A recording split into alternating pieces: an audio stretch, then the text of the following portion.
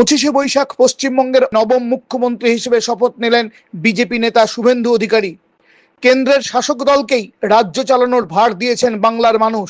শেষ কবে রাজ্য ও কেন্দ্রে একই সরকার শাসনে থেকেছে মনে পড়ে না বাংলার নয়া প্রজন্মের।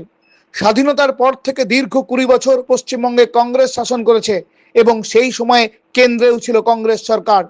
রাজনৈতিক নেতাদের দাবি, কেন্দ্রে ও রাজ্যে একই সরকার থাকলে সুবিধা জনগণের। সে কথা সময় বলবে। কিন্তু যখন রাজ্যে পালাবদল হলো তখন পদ্ম শিবিরের মাথা ব্যথার অন্যতম কারণ লাগাম ছাড়া ঋণ। রাজ্যের কাঁধে ঋণের বোঝা এখন প্রায় 8 লক্ষ কোটি টাকা, সঙ্গে রয়েছে প্রতিশ্রুতি পূরণের ভার। এমনিতেই গত 15 বছরে তৃণমূলের শাসনকালে রাজ্যে বন্ধ হয়ে গিয়েছে প্রায় 8,000-এর বেশি স্কুল। শিখেই উঠেছে কর্মসংস্থান, বেহাল স্বাস্থ্য।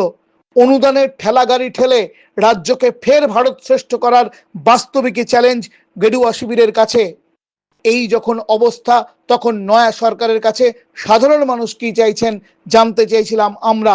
তারা কি জানালেন? আমরা চাই যে আমরা বিদেশে যেন আমাদের সরকারের যেন দেশে যেন আমাদের কোনো একটা উন্নতি করুক। সরকার যেন চাই যে আমরা ভিন দেশে যেন আমাদেরকে না যেতে হয়, এই দেশে যেন আমরা করে কিছু খেতে পারি, সংসার আমাদের চালাতে পারি। যেন আমরা প্রত্যাশা হচ্ছে তারা যেন স্বাস্থ্য, শিক্ষা এবং মানুষের যে সব মৌলিক অধিকার আছে সেগুলোকে যেন প্রাধান্য দেয় এবং রাজ্যে অন্যান্য যেসব কাজ আছে সব থেকে মূল বিষয় হচ্ছে আমরা চাই, যেহেতু আমাদের ভারতবর্ষ কৃষি প্রধান দেশ, সরকার যেন কৃষিতে উন্নয়ন বেশি করে করে, কারণ কৃষি আমাদের মূল শক্তি। কিন্তু আমরা দেখতে সাধারণত কৃষির দিকে খুব একটা নজর নেই রাজ্য এবং কেন্দ্রের।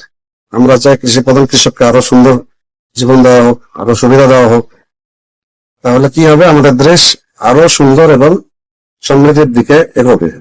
আমাদের পশ্চিম বাংলার যে উন্নয়ন আমরা দেখেছি, সেই উন্নয়ন মানে জনসাধারণের সার্বিক উন্নয়ন হয়নি, কোনো ব্যক্তিগত হয়তো মানুষের ক্ষেত্রে উন্নয়নটা হয়েছে, যার ফলে সার্বিক উন্নয়ন হোক, শিক্ষার উন্নয়ন হোক, স্বাস্থ্যের উন্নয়ন হোক, রাস্তাঘাটের উন্নয়ন হোক, মানুষ মানে জিনিসপত্রের যে দাম, তা সে দাম কমুক, মানুষ খেয়ে পড়ে বাঁচুক, মানুষ স্বচ্ছন্দে ঘুরুক। মানুষের এই যে আপনার আবার কোথাও কোথাও একটা ভয় ভীতি মানুষের কাজ করছে যে ঠিক আছে এই যে কেন্দ্রীয় বাহিনী তো চলে যাবে, তারপরে আমরা দেখে নেবো, এরকম নানান পরিস্থিতি নানান গ্রামের দিকে এগুলা হচ্ছে।